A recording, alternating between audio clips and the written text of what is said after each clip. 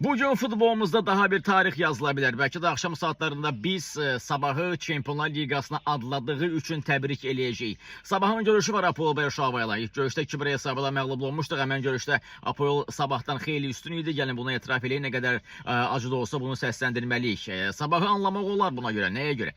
Çünki Sabahın bir o qədər təcrübəsi yoxdur. Bir. İkincisi, play-off'a qədər Sabahın rəqibləri Apoel qədər güclü değildi. Bu iki. Üçüncüsü də Sabah Apoel'i hələ bir o qədər də analiz etməmişdi. Nəyə görə? Çünki bu komanda ilə yüz-yüzə gəlməmişdi. Artıq bugünkü maçda Sabahın hardasa Apoel'i analiz etmək üçün vaxtı olub və Apoel'la mübarizə aparmaq üçün də kifayət qədər məşq ediblər. Mən elə fikirləşirəm və bütün bunları nəzərə alıb Sabahın bugünkü görüşdə Apoel'dan üstün olacağını düşünürəm. Və komandamızı Çempionlar Liqasının liqa mərhələsində görürəm. Bunun üçün təbii ki, komandamıza inanmaq, güvənmək lazımdır, onlara uğur diləmək lazımdır. Sözsüz də ki, stadionu tamamən doldurmaq lazımdır. Playoff maçıdır, Çempionlar Liqasına adlamaq üçün cəmi bir addım qalıb. Görüş saat 20:45-də başlayacaq və Tofiq Bəhram adına Respublika stadionunda keçiriləcək. Komandamıza uğurlar.